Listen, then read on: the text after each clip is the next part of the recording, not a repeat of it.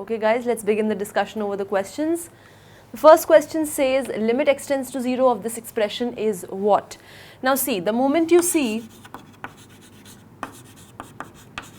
1 minus cos 5x and in the denominator you have 1 minus cos square x, right?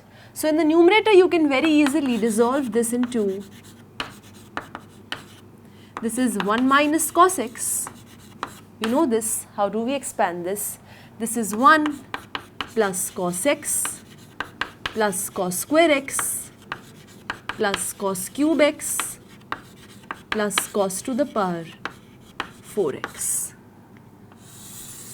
whole upon 1 minus cos square x is what? 1 minus cos x into 1 plus cos x. Very clearly this gets cancelled out. As x approaches 0, we have cos x approaches 1. So limit x tends to 0 of 1 is 1. Limit x tends to 0 of cos x is 1. Limit x tends to 0 of cos x whole square is limit x tends to 0 of cos x then whole square, which is 1 square, which is 1. This is 1 cube, which is 1. This is 1 to the power 4, which is 1. Whole upon 1 plus 1, that is 2. So you basically get 5 by 2 as your very limit. Clear? Moving on to the next question, we have limit x tends to 0 of tan x minus sin x whole upon x cube. Let's try to see what this limit turns out to be. Tan x minus sin x. Okay, so tan x minus sin x whole upon x cube. Okay, so this becomes sin x upon cos x minus sin x whole upon x cube. Limit x tends to 0. I'm just dissolving everything in terms of sin and cos. So this lands you to the step sin x minus sin x cos x whole upon cos x into x cube. Fine. Next step, you can see from the numerator I can extract out sin common, so I get sin x common and inside I have 1 minus cos x and in the denominator I have cos x into x cube. And clearly this is limit x tends to 0. Now what I do is I basically distribute this limit to simplify my expression. I get sin x upon cos x and I basically put x cos x here. 2 x's are remaining, I just keep it as another expression which is 1 minus cos x upon x square, which is 2 sin square x by 2 upon x square. Now you know that limit x tends to 0, sin x by 2 upon x by 2 is 1. I want x by 2, so I basically divide by 4 and multiply by 4. So that I get x by 2 whole square and here I have sin x by 2 whole square. So here basically this turns out to be limit x tends to 0. Sin x upon cos x is tan x by x into 2 by 4 comes out, that is 1 by 2 comes out. It's a constant independent of x. Then you have sin x by 2 upon x by 2 whole square. You know square is a continuous function. So limit of this square is square of limit of sin x by 2 upon x by 2, which is square of 1, which is 1. So this you know is 1 into 1 by 2 into this is 1 square, which is 1. So your answer is nothing but 1 by 2. Clear? Moving on to the next question, we have what is the value of this particular limit? Now here if you carefully observe, the main expression which is playing the role is 1 plus x whole to the power 1 by x. So let's catch hold of that term and then try to resolve the entire expression on the basis of 1 plus x whole to the power 1 by x. Now here if I catch hold of this complete term, I am saying let y be equal to 1 plus x whole to the power 1 by x. You know, in order to bring this 1 by x ahead, I need to bring log into picture. So I bring log into picture, I I say that log y is 1 by x log of 1 plus x. This is actually log of 1 plus x whole to the power 1 by x, which becomes 1 by x log 1 plus x. Very well versed with the expansion of log of 1 plus x. What is it? It is x minus x squared by 2 plus x cubed by 3 minus x to the power 4 by 4 and so on. Just multiply this inside, you get x upon x, which is 1, minus x upon 2 plus x square upon 3 minus x cube upon 4 plus and so on. This is nothing but log y. So y will be equal to what? Y will be equal to e to the power 1 minus x by 2 plus x square by 3 minus x cube by 4 and so on.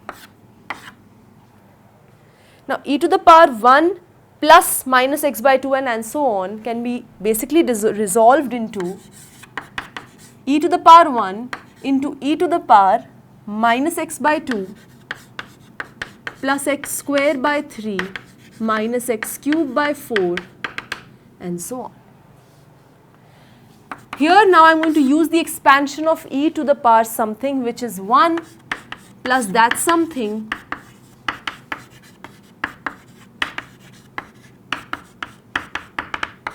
plus that something whole square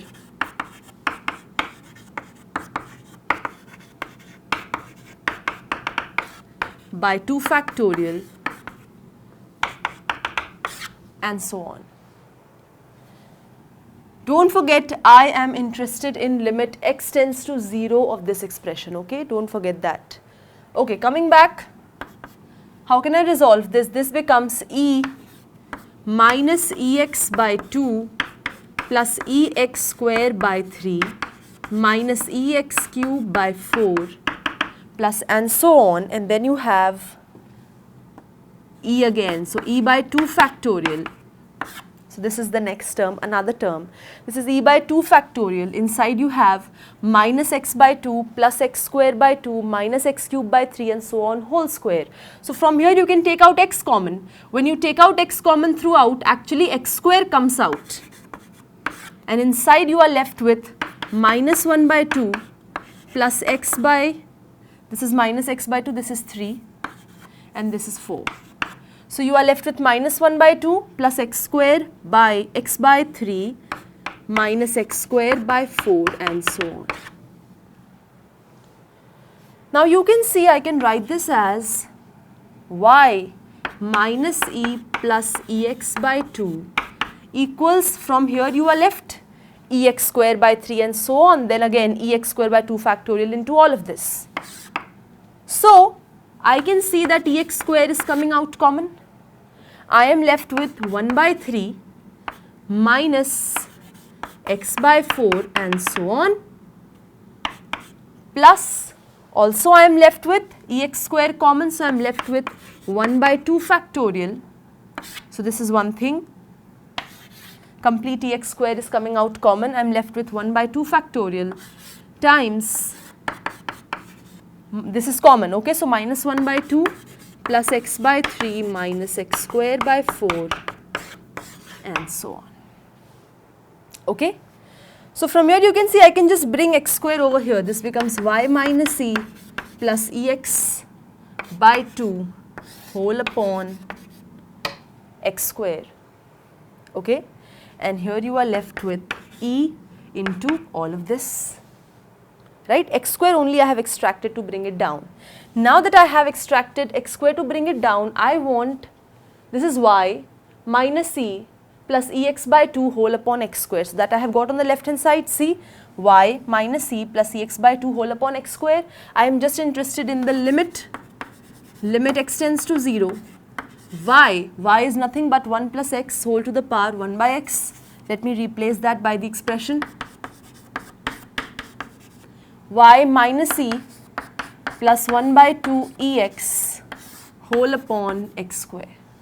When you apply limit x tends to 0 on the right hand side, it is e into all of this. Limit x tends to 0 makes all of this 0. You are just left with 1 by 3 Here it is square of this, all this is square, right? So square gets carried forward. Here when you apply, all these terms become 0. You are just left with minus 1 by 2 whole square, which is 1 by 4 into 1 by 2 factorial, which is 1 by 8. So you just left with e multiplied by 1 by 3 plus 1 by 8. Yes, just left with e multiplied by 1 by 3 plus 1 by 8, because rest all the terms contain x. So when x approaches 0, all those terms become 0. And 0 plus anything is that thing itself. So this gives you 11 by 24e. So your answer is option number A. Clear? Moving on to the next question, we have a paragraph question which is giving us the description of a certain definition. It is saying that f, g and h are functions which have a common domain D, and fx is sandwiched between gx and hx. If limit of hx and gx at a certain point is same, then that itself is the limit of fx also at that point. This is known as sandwich theorem. Using this result, compute the following limits. The first limit we need to compute is this. Now, mind it that this is playing the role of fx. This is playing the role of fx. I need to find gx and hx, which basically sandwich my fx. So for that, my concepts about the mod function and square root function should be at the tip of my fingers. I know that under root of, if I talk about the denominator, x to the power 4 plus 4x square plus 7. Very clearly I know that this is strictly greater than 1. Right? Now over here, if this is strictly greater than 1, also therefore it means 1 upon under root x to the power 4 plus 4x square plus 7 is less than 1. Mod x, you know, is greater than equal to 0 always. So now I can say, and this is also greater than equal to 0 always.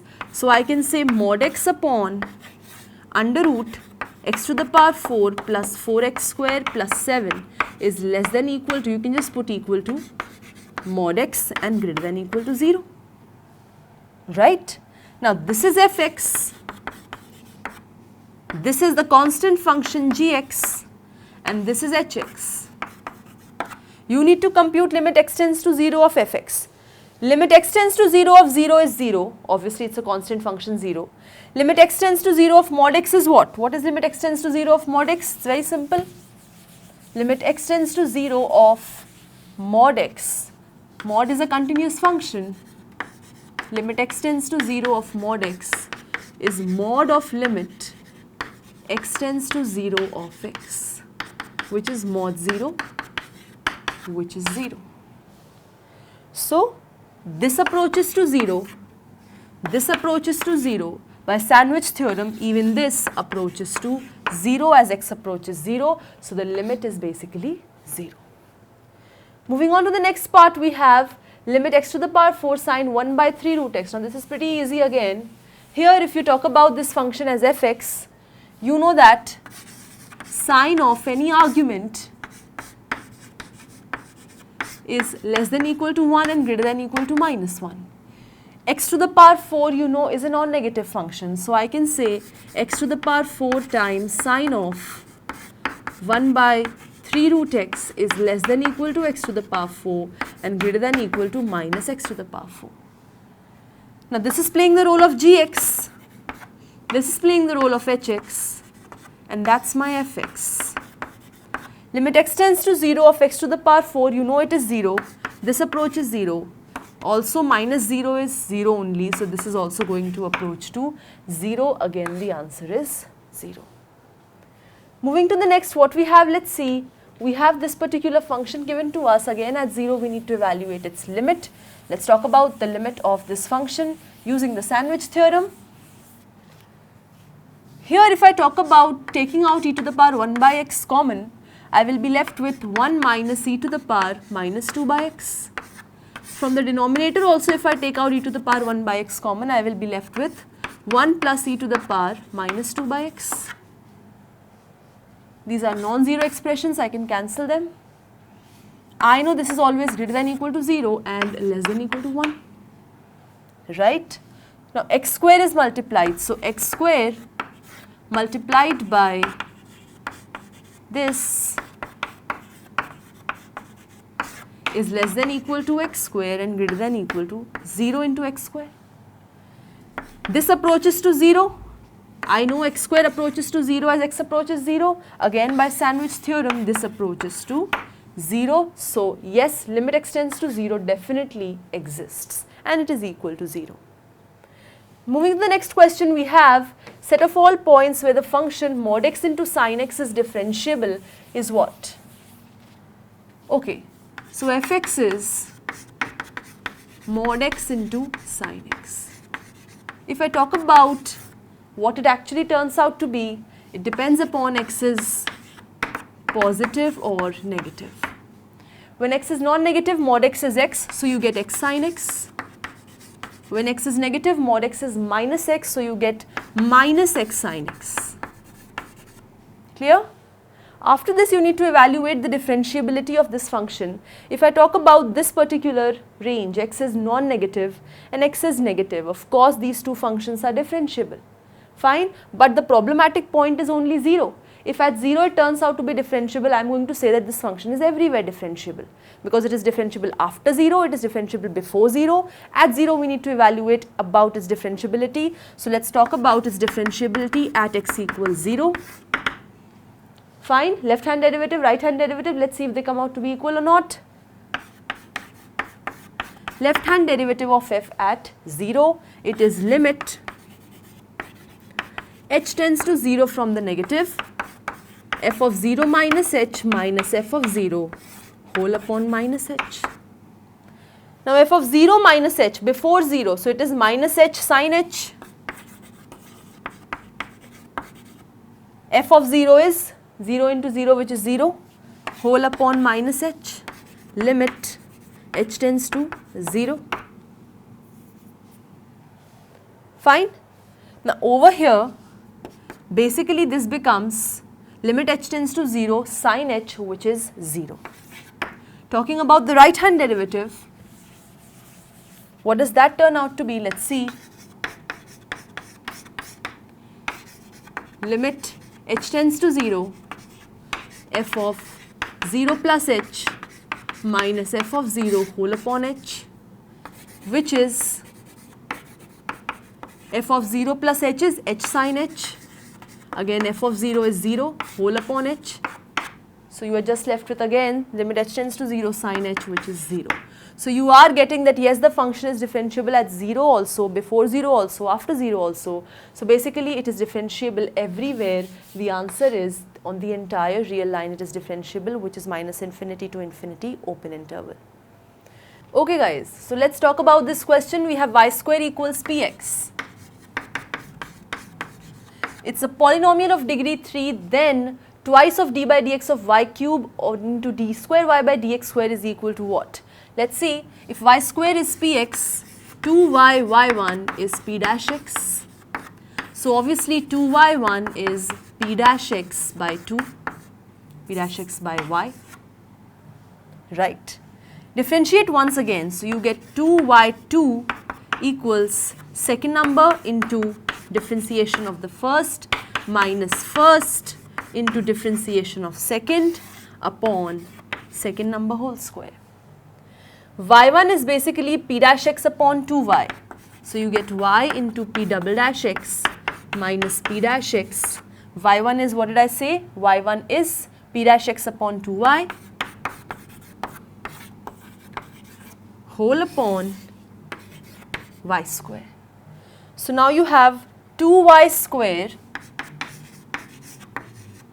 p double dash x minus p dash x whole square whole upon 2y cube. This is equal to 2y2. Fine, this is y square, this is y2. So 2 cancels out. You are left with y2 into y cube. You are left with y2 into y cube equals 1 by 2. Or let me just keep this 2 over here. This is 1 by 2 times 2 y square into p double dash x. So I have just This is 2y cube 1 by 2 times this. So what is y square? Y square is given as px. This is p double dash x minus p dash x whole square. Right? 1 by 2 is throughout, but this 2 is only with this term.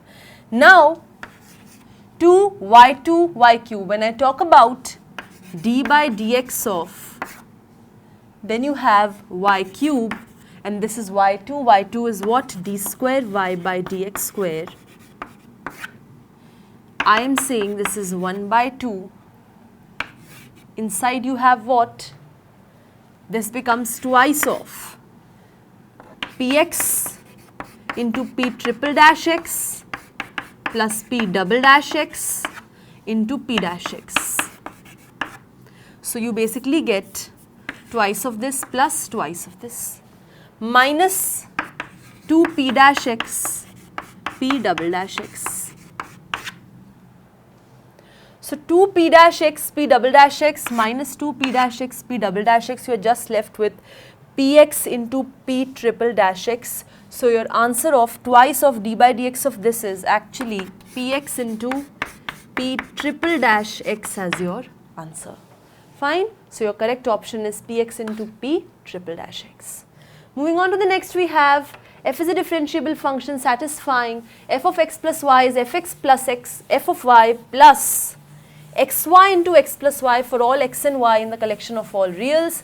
F dash 0 is 2, then what happens next? Okay. Now here this equation is given to you of f of x plus y. Differentiate with respect to x keeping y constant. What you get is f dash of x plus y is equal to f dash x. Then f of y is a function of y completely, it's a constant considered, so it will be 0, the differentiation. Then y is considered constant, so x into 1 plus x plus y into 1. It is first number into d by dx of second number, which is second number is x plus y, so d by dx of x plus y is 1. Then plus x plus y into d by dx of x, which is 1. So you get f dash x plus xy plus y into x plus y. This is f dash of x plus y. Fine. Now if you put x equals 0, this is true for all xy in the collection of all reals. So in particular it is also true for y equals 0 or x equals 0. So you get f dash y equals f dash 0 plus, so y, and x is 0, so you get y square. So f dash 0 is given to be 2, so you get 2 plus y square. So basically f of y turns out to be 2y plus y cube plus c. Right?